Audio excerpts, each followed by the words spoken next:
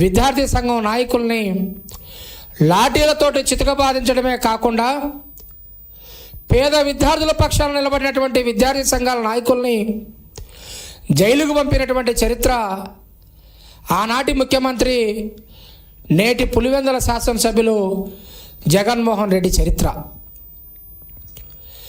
నీ చరిత్ర విద్యార్థులను మోసం చేసినటువంటి తీరుని, విద్యార్థుల తల్లిదండ్రులని మానసికంగా ఇబ్బంది పెట్టినటువంటి తీరుని రాబోయేటువంటి 2 తరాలు మరిచిపోలేని విధంగా నీ యొక్క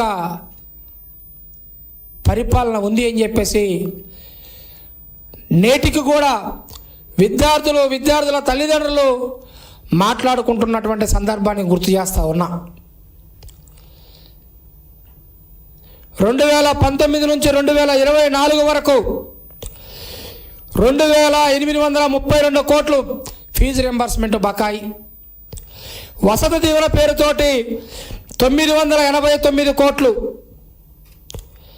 అదేవిధంగా కోడిగుడ్ల బకాయిలు 200 కోట్లు, చిక్కీల బకాయిలు 56 కోట్లు, విద్యార్థులకు బ్యాగులు, విద్యార్థులకు బెల్ట్లు బూట్లు పేరుతోటి 920 కోట్లు, మొత్తం కలిపితే 5447 కోట్ల రూపాయల బకాయిలు వైఎస్ఆర్సీపీ ప్రభుత్వం, జగన్మోహన్ రెడ్డి ప్రభుత్వం పేద విద్యార్థులకు బకాయిలు పెట్టింది.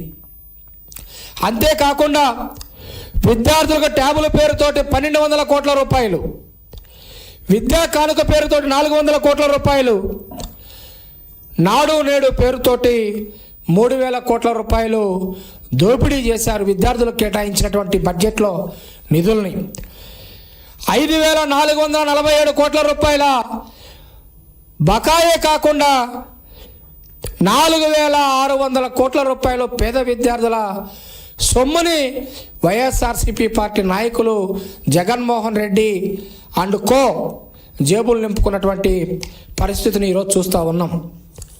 ఒక పక్కన జగన్మోహన్ రెడ్డి 5 సంవత్సరాల్లో 5447 కోట్ల రూపాయల బకాయి పెట్టి విద్యార్థుల తల్లిదండ్రుల్ని మానసిక క్షోభకు గురి చేస్తే, నేడు విద్యాశాఖ మంత్రిగా ప్రమాణ స్వీకారం చేసినటువంటి యువ నాయకులు లోకేష్ గారు 8 నెలల్లో 800 కోట్ల రూపాయల ఫీజు బకాయిని విడుదల చేసి విద్యార్థుల తల్లిదండ్రులకి ఆర్థిక మనోధైర్యాన్ని పెంచినటువంటి గొప్ప నాయకుడు నారా లోకేష్ గారు 8 నెలల్లో 800 కోట్ల రూపాయలు విడుదల చేసి, ఏదైతే లోకేష్ బాబు గారి పాదయాత్రలో ఏ ప్రాంతానికి వెళ్ళినా కూడా విద్యార్థుల తల్లిదండ్రులు వచ్చి జగన్మోహన్ రెడ్డి మా యొక్క కొడుకు ఫీజు కట్టకపోవటం వల్ల కళాశాల వాళ్ళు సర్టిఫికెట్లు ఇవ్వట్లేదు, హాల్ టికెట్లు ఇవ్వట్లేదు, కాబట్టి మీరు ఇప్పించండి అని చెప్పి లోకేష్ బాబు గారిని ప్రాధేయపడ్డప్పుడు లోకేష్ బాబు గారు పాదయాత్రలో ఒకటే చెప్పారు. తెలుగుదేశం పార్టీ అధికారంలోకి వచ్చిన తర్వాత మొదటి 100 రోజుల్లో విద్యార్థులకు సమస్యలు లేనటువంటి విద్యారంగ సంస్కరణలు తీసుకొస్తానని చెప్పేసి లోకేష్ బాబు గారు చెప్పడం జరిగింది. అందులో భాగంగా నిరుద్యోగులకు డిఎస్సి ప్రకటించారు. 800 కోట్ల రూపాయల పేద విద్యార్థులకి బకాయిలు విడుదల చేయడం జరిగింది. అనేక రకాలైనటువంటి విద్యారంగ సంస్కరణలు తీసుకొచ్చి పేద విద్యార్థులకు లోకేష్ బాబు గారు అండగా ఉంటే, ఇంకా బయటికి వెళ్ళి జగన్మోహన్ రెడ్డి గారు ఏ వర్గాన్ని కదిలిచ్చినా కూడా చీపుర్లు తీసుకొని కొట్టేటువంటి పరిస్థితి ఉందని చెప్పేసి, పేడ నీళ్ళు చల్లుతారేమోనని చెప్పి భయపడి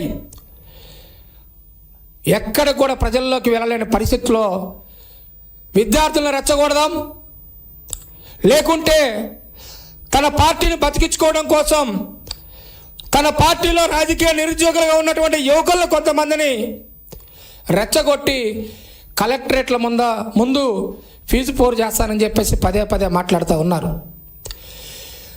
నేను అడుగుతూ ఉన్నా జగన్మోహన్ రెడ్డిని, నీవు అధికారంలో ఉండగా 2022లో శ్రీకాకుళం జిల్లాలో 1 టౌన్ పోలీస్ స్టేషన్ ముందు ఫీజు రియంబర్స్మెంట్ రాలేదని చెప్పేసి ఒక విద్యార్థిని ఆత్మహత్య చేసుకున్న సంఘటనని గుర్తు చేస్తా ఉన్నా. ఇది నిజమా కాదా అని చెప్పేసి అడుగుతా ఉన్నా జగన్మోహన్ రెడ్డిని. 30 మంది విద్యార్థుల ఫీజు రియంబర్స్మెంట్ విడుదల చేయకపోతే 30 మంది విద్యార్థులు కళాశాల ముందు ధర్నా చేస్తే యాజమాన్యం సస్పెండ్ చేసిన విషయం నిజమా కాదా అని అడుగుతా ఉన్న జగన్మోహన్ రెడ్డిని.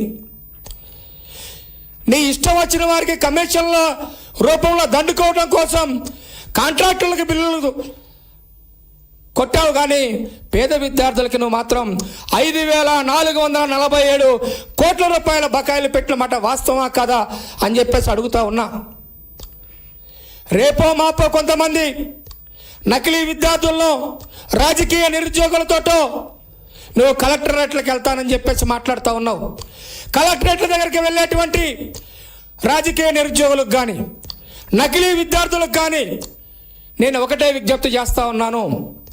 మీరు చేయాల్సింది కలెక్టరేట్ల ముందు కాదు, జగన్మోహన్ రెడ్డి యలహంక ప్యాలెస్ ముందు ధర్నా చేయండి, లోటస్ పాండ్ ముందు ధర్నా చేయండి, తాడేపల్లి ప్యాలెస్ ముందు ధర్నా చేయండి.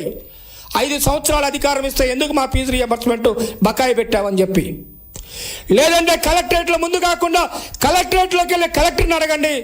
లోకేష్ బాబు గారు 8 రోజుల క్రితం 800 కోట్లు ఇచ్చారు కదా, ఏ కాలేజీలకు వెళ్ళాయని చెప్పేసి వాస్తవాలు తెలుస్తాయి. అంతేకాని అర్థం పర్థం లేకుండా ఎవరిని కదిలిచ్చినా కూడా ఎవరి నుంచి స్పందన రాదు కాబట్టి అమాయకులైనటువంటి విద్యార్థులను, విజ్ఞులైనటువంటి తల్లిదండ్రులను మభ్యపెట్టి మరలా కూడా మరొకసారి రాష్ట్రంలో శాంతి భద్రతకు విఘాతం కలిగించాలని చూస్తే మాత్రం తెలుగుదేశం పార్టీ, కూటమి ప్రభుత్వం చూస్తూ ఊరుకోదని చెప్పేసి జగన్మోహన్ రెడ్డికి హెచ్చరిస్తూ ఈరోజు కూడా ఒకటే బహిరంగ సవాలు విసురుతా ఉన్నాం. మీరు పెట్టినటువంటి బకాయిల మీద లోకేష్ బాబు గారు నేడు విడుదల చేస్తున్నటువంటి బకాయిల పైన మీరు స్థలం చెప్పండి, టైం చెప్పండి, డేట్ చెప్పండి. తెలుగుదేశం పార్టీ ఎన్ని బకాయిలు విడుదల చేసింది, ఎన్ని విద్యార్థంగా సంస్కరణలు తీసుకొచ్చింది, ఎన్ని మేనేజ్మెంట్లతో మాట్లాడి 10 లక్షల మంది విద్యార్థులకు పైగా ఫీజు బకాయిలు ఉంటే కళాశాల యాజమాన్యాలు సర్టిఫికెట్లు అయిపోతూ ఉంటే లోకేష్ బాబు గారు మాట్లాడి సర్టిఫికెట్లు ఇప్పించి వాళ్ళకు ఒక మానసిక ధైర్యాన్ని కల్పించారు. అవన్నీ ఆలోచించకుండా మరొకసారి విద్యార్థులను రెచ్చగొట్టాలని చూస్తే ఖబర్దార్ జగన్మోహన్ రెడ్డి అని చెప్పేసి హెచ్చరిస్తూ, ఒకవేళ మీరు చేయాలని చూసినా కూడా నకిలీ ధర్నాలు కానీ ఫీజు బోర్లు కానీ ముందుగా విద్యలేటువంటి విద్యార్థులకు, విద్యార్థుల తల్లిదండ్రులకు క్షమాపణ చెప్పాల్సినటువంటి అవసరం ఉంది. జగన్మోహన్ రెడ్డి ప్రకాశం బ్యారేజ్ మీద ముక్కు నేలకు రాసి విద్యార్థుల తల్లిదండ్రుల క్షమాపణ అడగాల్సినటువంటి అవసరం ఉన్నది. అంతేకాని లక్షల కోట్ల రూపాయలు అప్పు చేసినా, వేల కోట్ల రూపాయలు వడ్డీ కడుతున్నా ఎక్కడా కూడా మేనిఫెస్టోలో పెట్టిన విధంగా నోటిఫికేషన్ ఇస్తూ ఉంది కూటమి ప్రభుత్వం. మీరు చేసినటువంటి ఫీజు బకాయిలు లోకేష్ బాబు గారు విడుదల చేస్తూ ఉన్నారు. అవన్నీ వదిలేసి రెచ్చగొట్టాలని చూస్తే మాత్రం మేము ఊరుకోమని చెప్పేసి తెలియజేస్తూ, ఈరోజు కూడా అసలైనటువంటి విద్యార్థులు ఎవరు బయటకు వచ్చేటువంటి అవసరం లేదు. ఒక పక్కన లోకేష్ బాబు గారు ఫీజు బకాయి ఉన్నా కూడా సర్టిఫికెట్లు ఇప్పిస్తూ ఉన్నారు, కళాశాలకు ఫీజు బకాయిలు విడుదల చేస్తూ ఉన్నారు. కాబట్టి ఎవరు కూడా విద్యార్థులు బయటకు వచ్చేటువంటి పరిస్థితి లేదు. కేవలం వైఎస్ఆర్సీపీ పార్టీ రాజకీయ నిరుద్యోగులుగా మారినటువంటి కొంతమంది యువకులు జగన్మోహన్ రెడ్డి రెచ్చగొచ్చేటువంటి విషయంలో ముందుకు వస్తారేమో కానీ అసలైనటువంటి విద్యార్థులు ఎవరు కూడా బయటకు వచ్చేటువంటి పరిస్థితి లేదు.